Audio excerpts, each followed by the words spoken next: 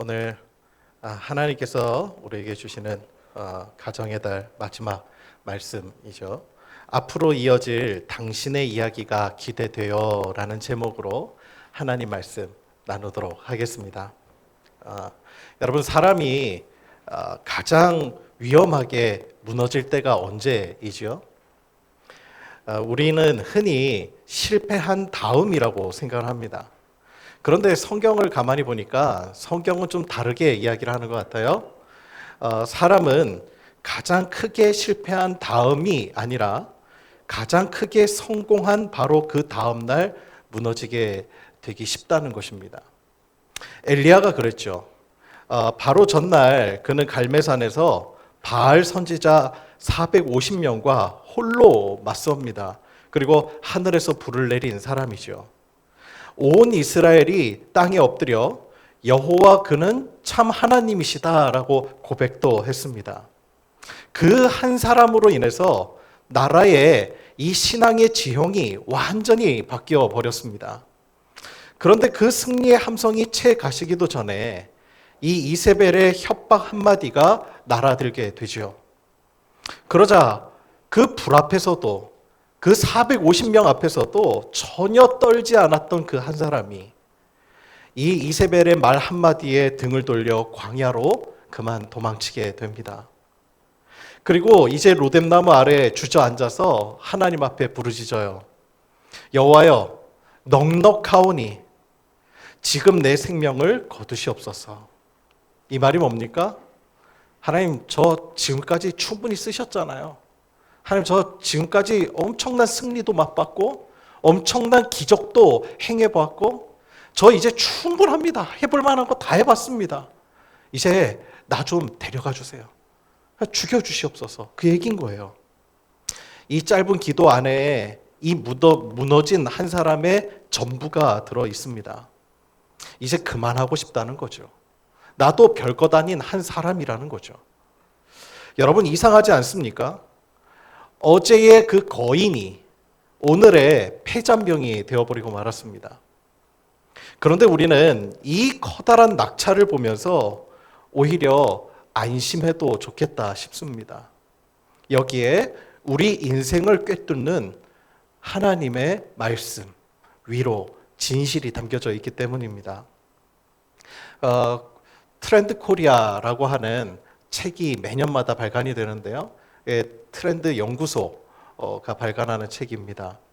거기에 한 소비 트렌드 연구자가요, 세바시에 아시죠? 프로그램 세바시에 나와서 강연하면서 흥미로운 이야기 하나를 하더라고요. 그 IBK 기업은행, 이 기업은행이요, 여러 가지로 투자도 많이 하는 모양입니다. 특히나 이제 영화 투자에 관한 이야기를 이렇게 하는데, 영화를 투자할 때 그 영화가 과연 투자할 만한지 아닌지를 그냥 기준 없이 하는 게 아니라 체크하면서 점수를 매기는 그 체크리스트가 있대요. 그런데 이 영화를 투자할 때 아주 독특한 기준이 있답니다. 그 기준 중에 여러 가지가 있었는데 크게 눈에 띄는 게 두 가지가 있었어요. 그게 뭐냐면, 첫 번째로는 3연속 흥행한 감독은 감점입니다. 그리고 또 반대로 직전 작품이 실패한 감독에게는 가점을 줘요. 점수를 더 주는 겁니다. 여러분, 이게 상식과 정반대 아닙니까? 이게 아마 IBK 기업은행이 그 왕산암 있잖아요. 거기에다가도 투자를 했었던 모양이에요. 그런데 우리의 상식과는 정반대예요. 우리는 보통 3연속 흥행했으면 흥행한 사람한테 투자할 것 같지 않아요? 그리고 실패한 감독이 있으면 그 사람한테 왜 점수를 더 주나요? 그런데 그렇게 하는 이유가 있답니다. 그 배경에는요, 평균 회귀의 법칙이라는 게 있대요.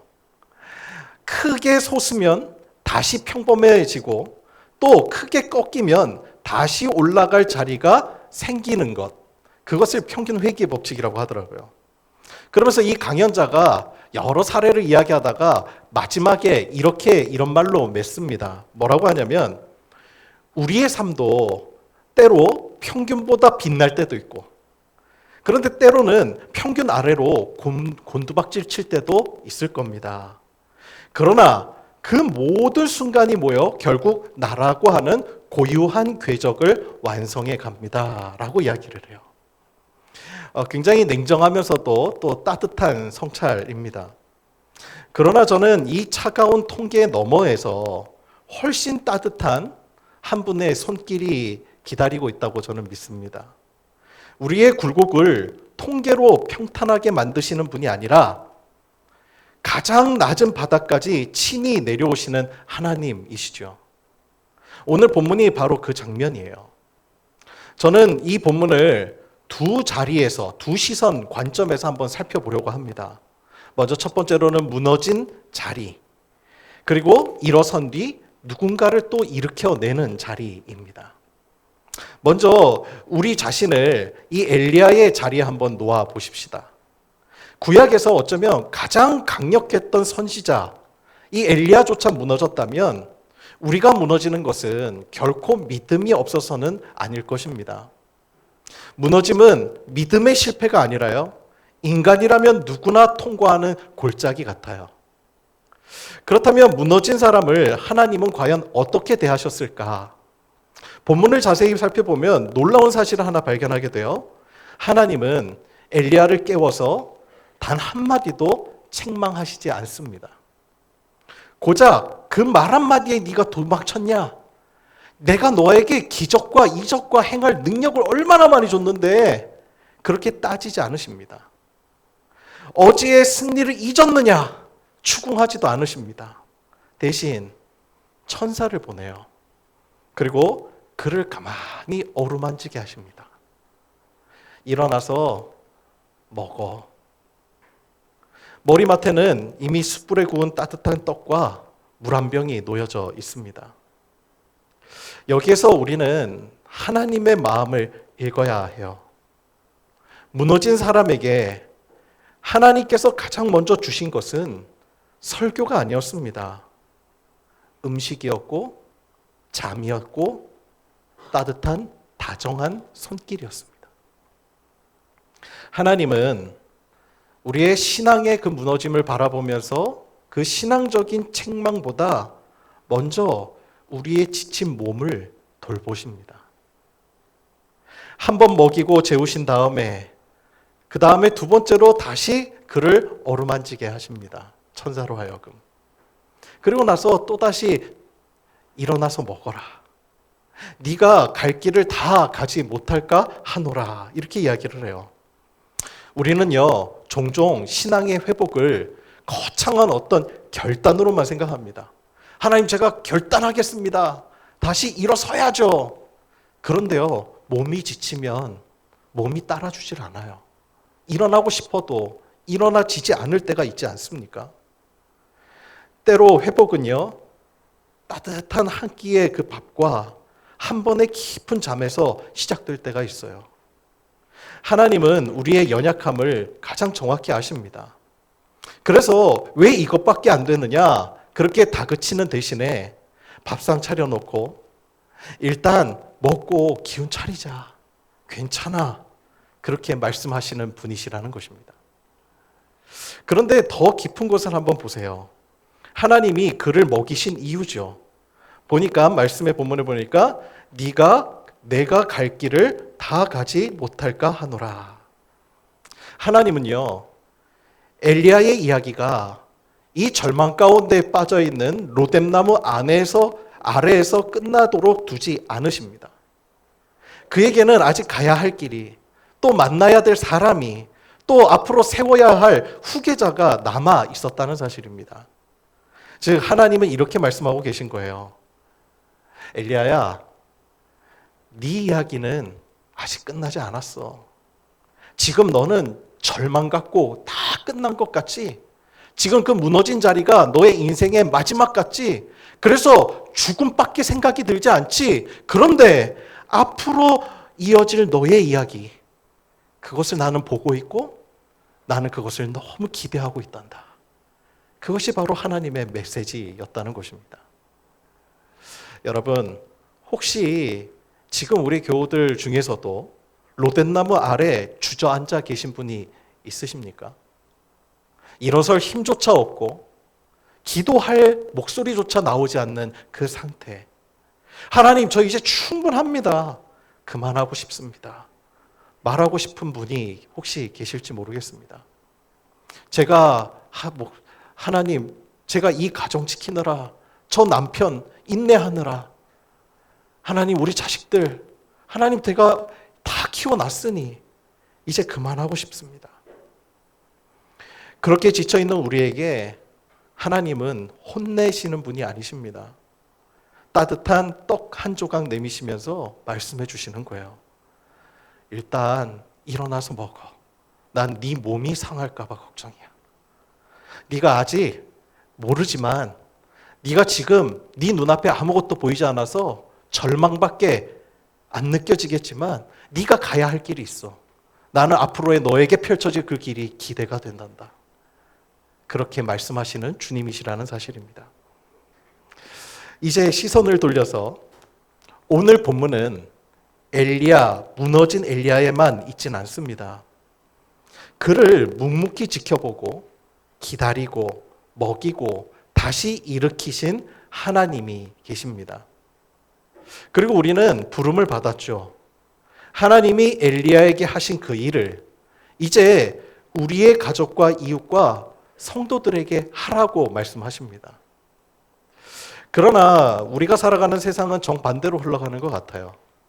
무너진 사람을 일으키기는커녕 외면하고 멀리하기 쉽습니다. 우리가 잘 아는 한 동화가 있죠. 바로 성냥팔이 소녀입니다.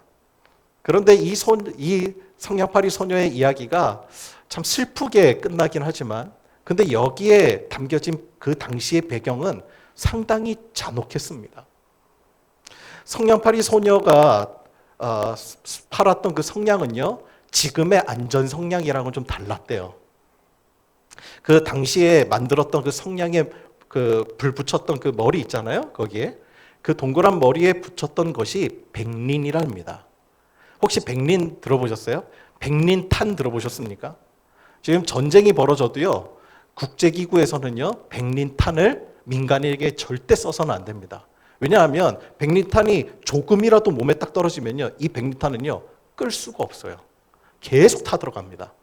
그래서 막 꺼서 이제 꺼진 것 같아요. 근데 다시 살아나요. 심지어는요, 물속에 들어가도 타들어갑니다. 그래서 사람을 아주 끔찍한 고통 속에서 죽이게 만드는 게 이 백린탄이에요. 백린탄. 옛날 그 당시에 이 안데르센이 이 작품을 쓸 당시에 그 성냥팔이 소녀들이 그 백린으로 만든 성냥을 만들었다는 거예요.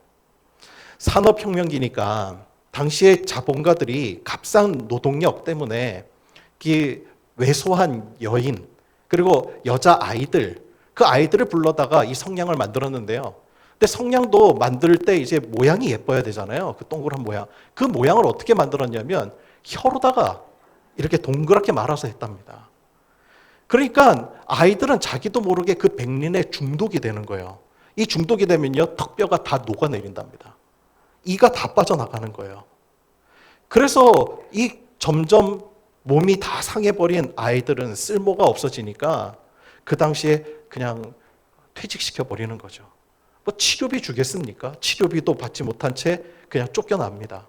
그 쫓겨날 때 퇴직금 대신 손에 쥐어주는 것이 그 성냥 몇 값이었대요.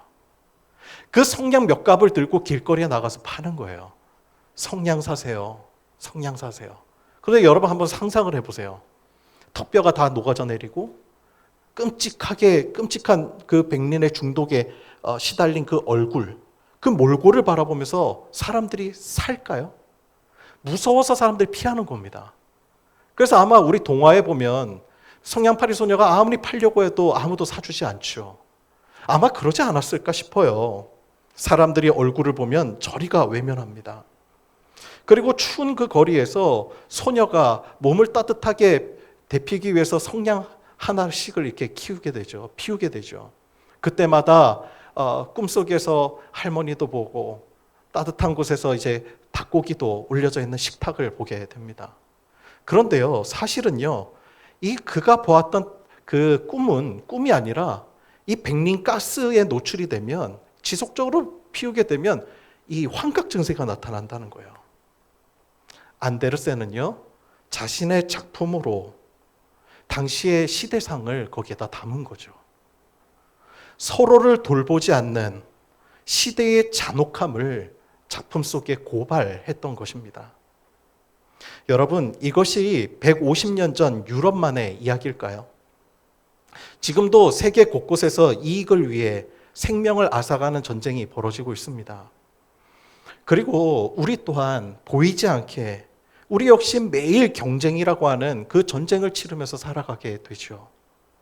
그 속에서 우리 마음에 가장 무섭게 자라나는 것이 있어요. 그것이 잔인한 안도감입니다. 남이 넘어진 것을 보면서 그래도 나는 저 사람보다 형편이 낫다 안심하는 마음입니다. 어느새 타인의 불행을 바라보면서 나의 행복을 느끼는 그 마음, 그것이 하나님의 형상을 잃어버린 사람들의 얼굴이에요. 여러분, 우리가 이제 7월 1일이 되면 맥주 감사주일이 오고 또 하반기가 되면 추수 감사주일이 옵니다. 그동안 우리가 매년마다 하나님 앞에 드렸던 감사의 제목들을 한번 곰곰이 떠올려 보세요. 그 제목들의 내용들이 어떤 것들이었나요? 혹 그 제목들 중에서는 다른 사람의 타인의 고통보다 내가 더 지금 나은 것, 누군가보다 하나님 제가 지금 형편이 좋게 하시니 감사합니다. 저쪽 아프리카에서는 또는 지금 중동에서는 수많은 전쟁으로 사람들이 죽어가는데 이 안전한 나라에서 내가 살게 하시니 감사합니다. 여러분, 그것이 과연 하나님이 기뻐하시는 감사일까요? 우리는 어느새 이 치열한 전쟁 속에서 경쟁하며 살아가다 보니까요, 누군가의 신음소리를 통하여서 나의 감사를 채우고 그것을 통하여서 나의 안도감을 느끼는 그 모습이 우리에게도 있지 않느냐 하는 것입니다. 우리는 가장 가까운 사람에게 참 박한 것 같아요. 배우자에게 또는 자녀에게 왜 그거밖에 못하느냐 평가부터 내릴 때가 있습니다. 그러나 그때 하나님이 엘리야를 대하신 방식을 기억하시기 바랍니다. 평가를 내려놓고 다시 그가 일어설 때까지 먹이고 재우고 돌보고 지지하고 응원하는 것, 그것이 하나님의 형상을 회복한 사람의 모습이에요. 여러분, 혹시 작년인가요? 인기리에 방영되었던 드라마 폭삭 속았수다 혹시 보신 적 있으세요? 거기에 보니까 딸의 마음이 결혼이 파혼이 돼서 돌아온 마음 아픈 그 딸에게 부모님이 한 가지만 계속 해댑니다. 부모님이 뭐 여러 가지 말도 안 하시고요, 계속해서 먹여요. 딸에게 뭐 방어를 잡아다 주고 그죠? 그리고 뭐 지금 방금 밥 먹었는데 또 디저트 갖다가 먹이고 계속 먹이고. 근데 거기에서 그 드라마에서 그 주인공이 그렇게 대사를 해요. 부모님은 마음이 다친 그 딸을 위해서 자신들이 할 수 있는 한 가지만 해댔다는 거예요. 계속 먹이고. 그래서 이 세상에서 나를 단 1g도 사라지지 않도록 부모님은 계속 지친 나를 먹이셨다. 자고 먹고 일어나고. 그걸 통해서 마음이 치유가 되어지는 그 장면을 우리가 보았습니다.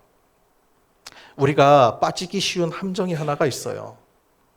거룩을 우리가 말하면서도 정작 그 거룩이 하나님과 이웃을 향한 바른 태도가 아니라 율법과 형식에만 머무는 경우들이 있더라는 것입니다. 제가 씁쓸한 유머 하나를 책에서 읽었어요. 뉴욕에 한 신부님이요, 사순절 때였나 봐요.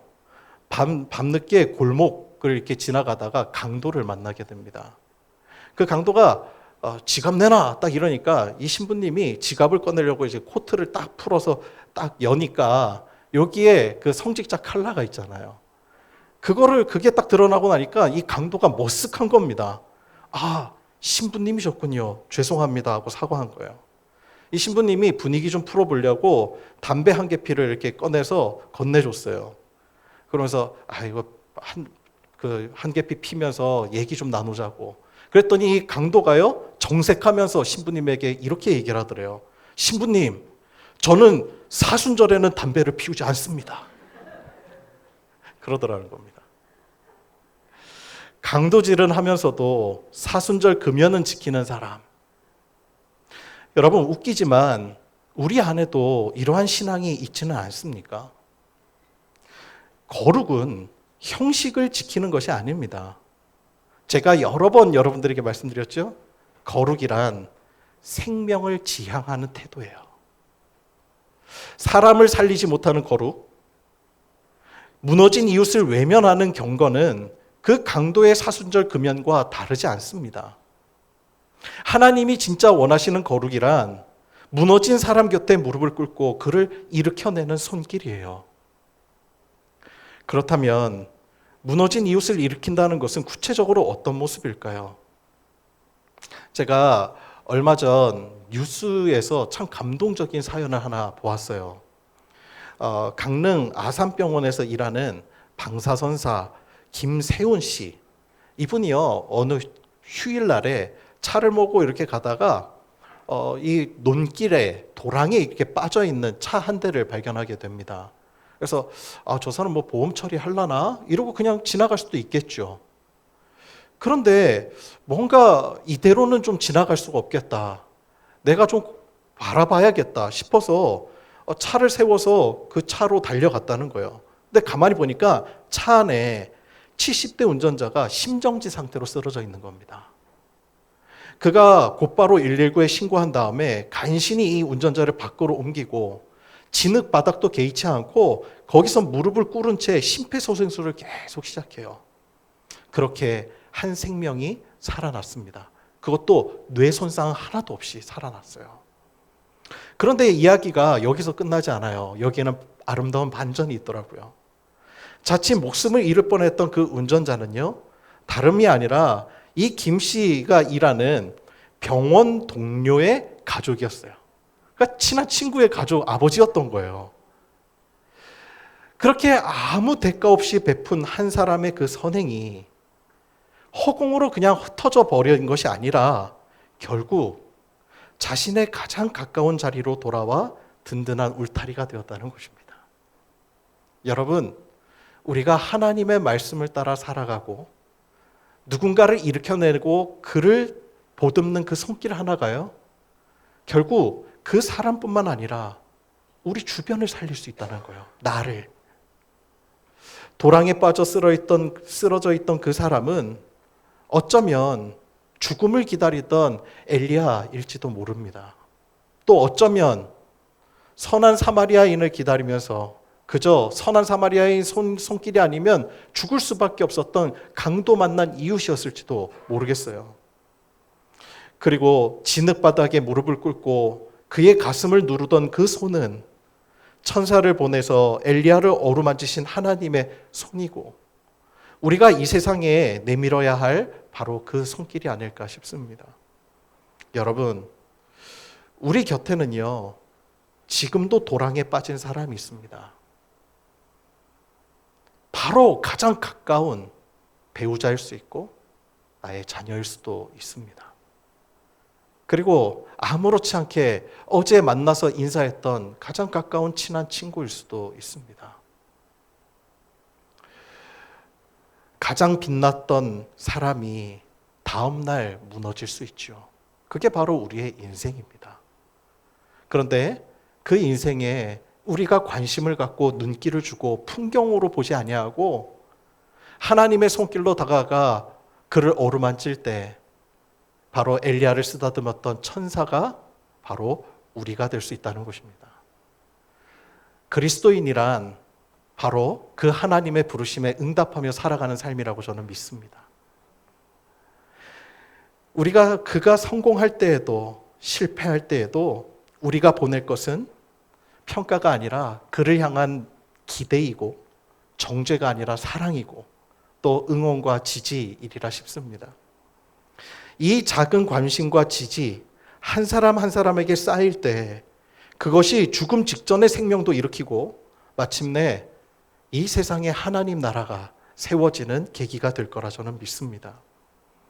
이웃의 회복과 행복이 곧 나의 기쁨이 되는 삶, 그것이 이 땅에서 우리가 그리스도인으로 살아간다는 것에 아마 의미일지도 모르겠어요. 그러니까 오늘 우리가 결단해야 할 것 같습니다. 하나님의 마음으로 조금 더 다정한 시선으로 우리가 바라보기로, 조금 더 다정한 마음으로 가장 가까운 사람부터 품어보기로. 그래서 여러분 혹시 기억하실지 모르겠어요. 이 5월달 가정의 달 대주제가 뭐였는지 혹시 기억나십니까? 제가 잠깐 올렸다가 주보에서 이렇게 밀려서 이렇게 지워서 아마 기억이 안 나실지 모르겠지만 다정한 사람이 되는 거였어요. 다정한 가정. 그래서 저는 요즘에 다른 게 아니라요, 제 마음에 계속해서 스쳐 지나가는 단어가 그 단어더라고요. 다정한 사람.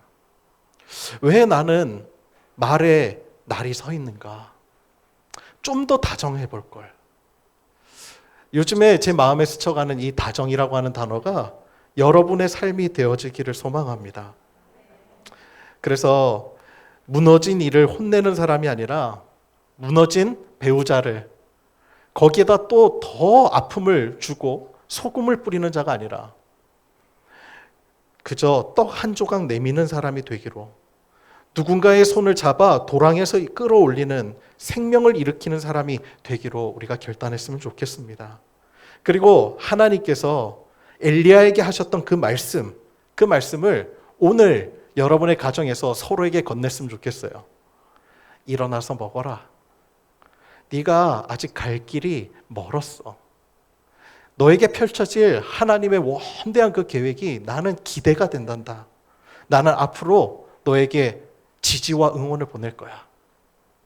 여러분, 우리가 가장 가까운 사람에게 조차 우리가 지지와 응원을 보내주지 못한다면 그 사람은 어디에서 위로를 받을 수 있을까요? 무엇보다 여러분에게 가장 가까운 그 사람에게 가장 커다란 힘, 하나님이 보내신 그 전령, 하나님이 보내신 천사, 하나님의 메시지, 바로 여러분이 되기를 주님의 이름으로 축원합니다.